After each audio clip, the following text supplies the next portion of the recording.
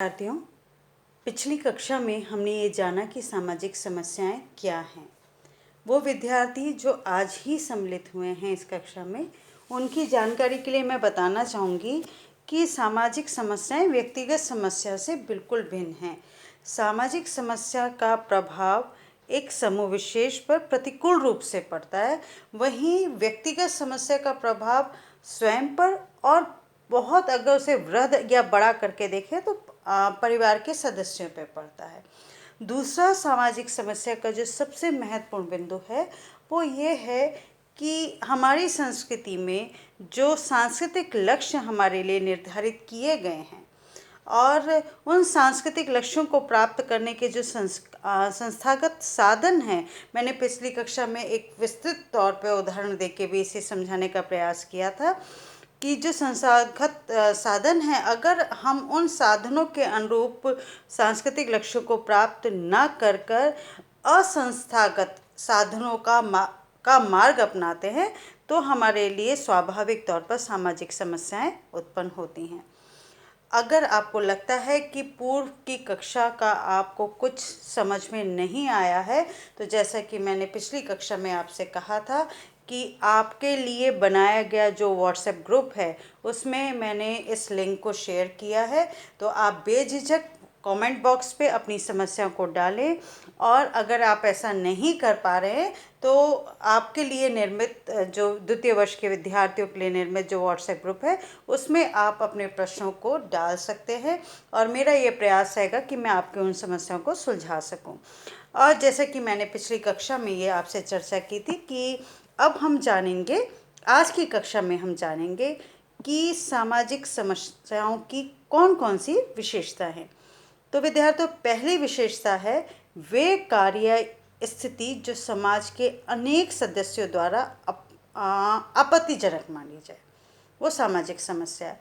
अब जैसे आप में से अगर ये कक्षा हमारे आमने सामने की होती तो स्वाभाविक तौर पे मैं आप लोगों से पूछती कि आप कोई उदाहरण बताएं, लेकिन अभी हमारे सामने ये बंधन है तो चलिए मैं ही आपको एक उदाहरण बताती हूँ कि एक बहुत बड़ी सामाजिक समस्या क्या मानी जाती है, बंधुआ मजदूरी।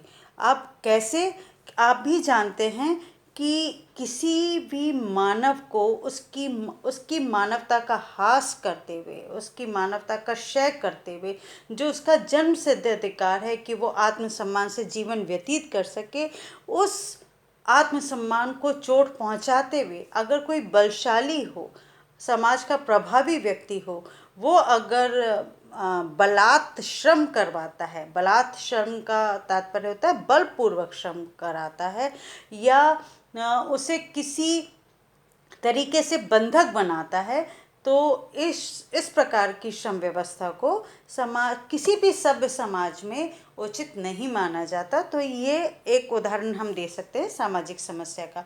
मुझे बहुत प्रसन्नता होगी, बहुत खुशी होगी अगर आप इसी तरह का, और यही मान लीजिए कि अगली कक्षाओं के लिए जैसा कि हम चाहते हैं कि ये एक इंटरैक्टिव क्लास बने।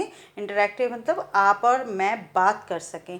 तो चूँकि मैं बोल रही हूँ, आप सुन रहे हैं, तो हमारे बात करने का माध्यम ये हो सकता है कि आप जो आपके लिए बनाया गया व्हाट्सएप ग्रुप है उसमें इस तरह की बातों को लिख सकें, और अगर व्हाट्सएप ग्रुप में नहीं लिखना चाहते तो यूट्यूब के कमेंट बॉक्स में लिखें कि अब आपके लिए एक जो मेरी ओर से आपके लिए जो प्रोजेक्ट है, जो कार्य है, वो ये है कि आप लोग आने वाले 2 दिनों में, कल शनिवार है और उसके बाद रविवार है, तो मंगलवार तक आप मुझे अलग अलग सामाजिक समस्याओं के बारे में बताएं। ऐसी सामाजिक समस्या जो मैंने आपको सामाजिक समस्या का उदाहरण दिया उसको केंद्र बिंदु में रखें कि ऐसा कार्य स्थिति जो समाज के अनेक सदस्यों द्वारा आपत्तिजनक मानी जाए। ठीक है, अब हम आगे बढ़ते हैं और दूसरी समस्या लेते हैं।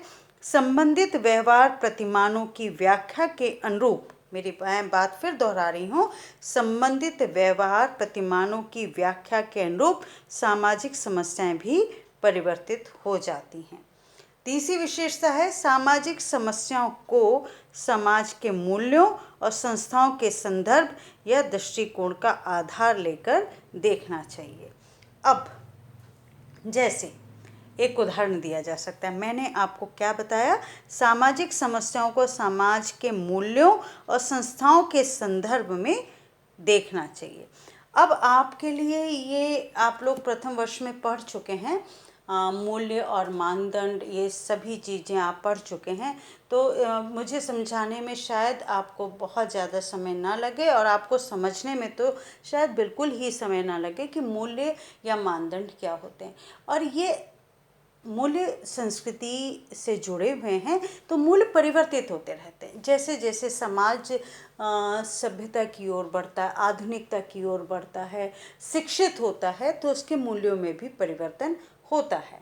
जैसे मूल्य और मानदंडों में भी परिवर्तन होता है। मैं आपको एक उदाहरण देती हूँ कि पूर्व में बाल विवाह को, आज से हजारों वर्ष पूर्व बाल विवाह को किसी समाज विषय या समूह विशेष में उचित माना जाता था।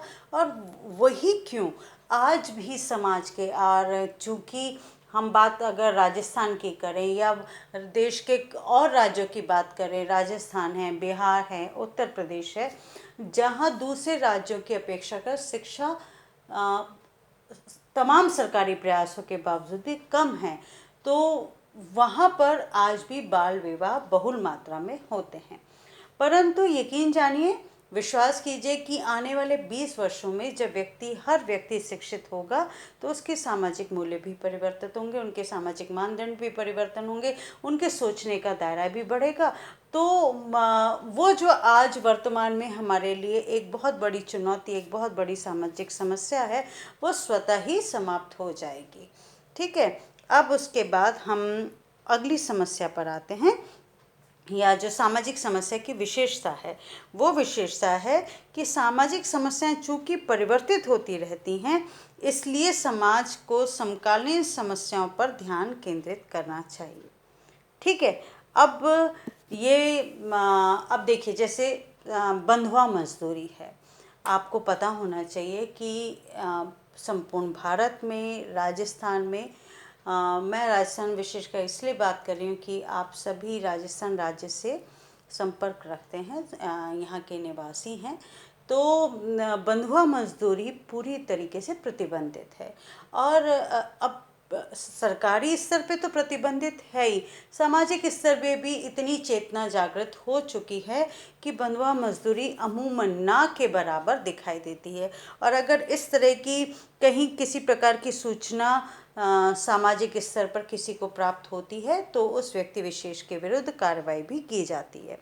तो जो बात मैं आपको कहने की चेष्टा कर रही हूँ, क्योंकि सामाजिक समस्याएं परिवर्तित होती रहती हैं, इसलिए समाज को समकालीन समस्याओं पर ध्यान केंद्रित करना चाहिए। कहने का तात्पर्य ये है कि उन समस्याओं पे हमें ध्यान देने की अतीव आवश्यकता है जो वर्तमान से संबंधित हैं। अब बहुत पुरानी अगर हम सती प्रथा की बात करें, वो एक ऐसी सामाजिक समस्या थी जिसके निवारण के लिए भरसक प्रयास किए गए, और अंतोतगत्वा सामाजिक चेतना, जागरूकता के कारण ये समस्या, और वैधानिक स्तर पर किए गए प्रयासों के कारण ये समस्या समाप्त हो गई। ठीक है, ये बात तो आप लोग भी सभी बहुत अच्छे तरीके से जानते हैं कि सती प्रथा अब देश में पूरी तरह से समाप्त हो चुकी है। लेकिन अगर यही हम 100 वर्ष पुरानी बात करें या 150 वर्ष पुरानी बात करें, तो सती प्रथा व्याप्त थी। तो अब भी आप और मैं अगर सती प्रथा का बहुत विस्तार से अध्ययन करते हैं, तो ये आपके लिए उतना उपयोगी नहीं होगा जितना उपयोगी आपके लिए आज की तारीख में पर्यावरण प्रदूषण को जानना और समझना होगा, या संप्रदायवाद की समस्याओं को समझना होगा, या जातिवाद की समस्याओं को समझना होगा, या निर्धनता की समस्या को समझना होगा। मैं विश्वास करती हूँ कि आप मेरी बात को समझने की चेष्टा कर रहे हैं। मेरी विवशता ये है कि मैं आपकी प्रतिक्रियाओं को नहीं देख पा रही, तो कितना और किस स्तर तक मैं आपको अपनी बातों को समझा सकूं, मैं ये नहीं जान पा रही। फिर भी मेरा ये प्रयास है कि आप मेरी इस बात को समझिए कि सामाजिक समस्याएं चूँकि परिवर्तनशील हैं, ये बात याद रखिएगा कि सामाजिक समस्याएं परिवर्तित होती रहती हैं, इसलिए समाज को समकालीन समस्याओं पर ध्यान केंद्रित करना चाहिए। ठीक है, अब हम इसकी 5वीं विशेषता पर आते हैं कि जनसंचार माध्यम सामाजिक समस्याओं के संदर्भ में जागरूकता उत्पन्न करने में महत्वपूर्ण योगदान देते हैं। ये बहुत इम्पॉर्टेंट फैक्टर है, ये बहुत महत्वपूर्ण बिंदु है कि जनसंचार माध्यम, अब बच्चों मैं आप लोगों को ये बात बताना चाहूँगी कि जनसंचार माध्यम से हमारे मस्तिष्क में सिर्फ एक ही चीज़ अंकित होती है, टीवी, टेलीविज़न, उसमें जो कुछ प्रचारित और प्रसारित हो रहा है वो, लेकिन नहीं, टेलीविज़न हर घर में उपलब्ध नहीं है, तो कई घरों में रेडियो उपलब्ध है, तो कई घरों में न्यूज़पेपर, जिसे हम अखबार कहते हैं, समाचार पत्र कहते हैं, वो उपलब्ध है। तो जनसंचार माध्यम के ये सभी साधन हैं। कुछ साधन ऐसे हैं जिन्हें हम सिर्फ पढ़ सकते हैं, कुछ साधन दृश्य और श्रव्य दोनों हैं। तात्पर्य, दृश्य मतलब जिसे हम देख सकते हैं, श्रव्य मतलब जिसे हम सुन सकते हैं। इन सभी साधनों का, ये जनसंचार साधनों का एक महत्वपूर्ण योगदान होता है। और ये आप विश्वास कीजिए, अभी आप छोटे हैं, आने वाले समय में जैसे जैसे आप जीवन के अपने संघर्ष यात्रा में आगे बढ़ेंगे, आप अपना करियर बनाएंगे, आप अपने जीवन के लक्ष्यों को प्राप्त करने की चेष्टा करेंगे, उन सारे स्तरों पे आपको बहुत सारी चीज़ों से, बहुत सारी सामाजिक समस्याओं से, व्यक्तिगत समस्याओं से दो चार होना पड़ेगा। तब आपको इस बात का तात्पर्य समझ में आएगा कि जनसंचार माध्यमों की कितनी महत्वपूर्ण भूमिका है। मैं विस्तार से आने वाली कक्षाओं में एक ऐसी सामाजिक समस्या की चर्चा करूंगी जिस पे स्वयं मैं बहुत अधिक चिंतित हूँ, और मेरा ये विश्वास है कि अगर इस समस्या पर कुठाराघात होता है, इस समस्या के निवारण का प्रयास किया जाता है, तो भारत ही नहीं अपितु संपूर्ण विश्व में बहुत सारी समस्याएं, सामाजिक समस्याएं स्वतः ही समाप्त हो जाएंगी। वो कौन सी सामाजिक समस्या है, इसके बारे में आने वाली कक्षाओं में मैं आपसे अवश्य ही चर्चा करूंगी। अभी तो मैंने जिन सामाजिक समस्याओं से के बारे में आपको से चर्चा की, जातिवाद, संप्रदायवाद, क्षेत्रवाद, निर्धनता, बंधुआ मजदूरी, बाल दुरुपयोग। अब देखिए, बाल दुरुपयोग भी एक ऐसी समस्या है जो शायद पीढ़ियों से अब व्याप्त है, या पीढ़ियों से कहने के बजाय अगर मैं कहूँ ये सदियों से व्याप्त है, तो ये गलत नहीं होगा। आज भी आप देखते हैं कि हर चाय की दुकान पे छोटू, रामू, शामू, छोटे छोटे बच्चे मिल जाएंगे, और हम वहाँ से चलते हैं और हम दृष्टि भर भी उनको नहीं देखते। यही सारी चेतना जगाने का प्रयास समाजशास्त्र करता है कि पहले आप जानें कि सामाजिक समस्या क्या है, सामाजिक मुद्दे क्या हैं, फिर आप आने वाले समय में समाजशास्त्र के विद्यार्थी बनकर भविष्य में इन विषयों पर शोध करें, इनके कारणों को जानें, इनके निवारणों के मार्गों को जानें, और समाज को एक दिशा निर्देश आप लोग प्रदान करें। तो आप देखिए कि आपके कंधों पे कितनी महत्वपूर्ण जिम्मेदारी है। अब हम आखिरी विशेषता की चर्चा करेंगे, सामाजिक समस्याओं की जो विशेषता आज की कक्षा तक हमने जानने का जो प्रयास कर रहे हैं कि उन सामूहिक प्रक्रियाओं एवं सामाजिक संबंधों पर ध्यान देना आवश्यक है। ठीक है, उन सामाजिक समस्याओं पर ध्यान देना आवश्यक है जिसके फलस्वरूप सामाजिक समस्याओं का जन्म होता है। अभी सिर्फ 1 मिनट पहले ही मैंने आपसे इस बारे में चर्चा की कि आप समाजशास्त्र के विद्यार्थी होने के नाते आपका ये दायित्व बढ़ जाता है कि आप सामाजिक समस्याओं के संदर्भ में पहले उनको जानें, उनके कारणों को जानें, और फिर उनके निवारणों का साधन ढूंढें। मैं विश्वास करती हूँ विद्यार्थियों कि आपको ये सारी समस्याओं का जो सामाजिक समस्या की अवधारणा है उससे संबंधित विशेषताओं के बारे में कुछ जो तथ्य हैं वो स्पष्ट हुए होंगे। और मैं आपको ये भी बताना चाहती हूँ कि अगर हम सारगर्भित रूप में जो कुछ मैंने बताया, कुल मिला के मैंने आपको 6 विशेषताएं बताई हैं, ये समाजशास्त्री वेन वर्ग ने बताई हैं। उनकी दी गई परिभाषा को मैंने संक्षेप में आपको समझाने का प्रयास किया है। मैं पुनः समाजशास्त्री का नाम दोहराती हूँ, वेन वर्ग। और ये नाम मैं इसलिए दोहरा रही हूँ, और आप अपने इस वीडियो के माध्यम से देख सकते हैं कि ये सब चीज़ें आपके समक्ष लिखी हुई भी हैं कि आपको अगर परीक्षा में अच्छे अंक प्राप्त करने हैं, और चूंकि आप समाजशास्त्री के, आप और मैं भी समाजशास्त्री के विद्यार्थी हूँ, क्योंकि सीखना और सीखना निरंतर एक प्रक्रिया है, तो आपको समाजशास्त्रियों के नाम पता होने चाहिए।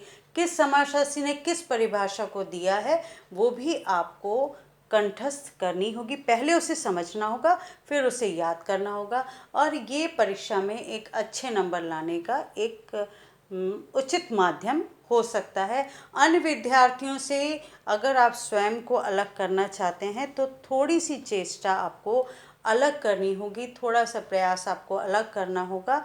और आपका, देखिए, मैं बार बार इस बात को दोहराती हूँ कि सभी विद्यार्थियों को मूल तत्व तो पता होता है, मूल समस्या पता होती है, लेकिन लिखने का माध्यम जो होता है, लिखने का तरीका ये अलग होता है, जो आपके परीक्षकों को ये विश्वास दिलाता है कि आपको आता है। हिंदी में एक बहुत अच्छा मुहावरा कहा जाता है, गागर में सागर। तो यही बात मैं आपसे कहने की चेष्टा करी कि बहुत विस्तार से अगर आप लिखते हैं, बिल्कुल कथा की तरह से लिखते हैं, और वहीं आप पॉइंट वाइज लिखते हैं और उसमें आप समाजशास्त्रियों के नाम भी लिखते हैं, तो वो कथा कहीं बहुत पीछे छूट जाती है। और टू दी पॉइंट लिखना, देखिए, समाजशास्त्र का जो मूल बात है ना, जो हमने प्रथम वर्ष में पढ़ा था कि समाजशास्त्र की एक मूल विशेषता क्या है, वस्तुपरक अध्ययन।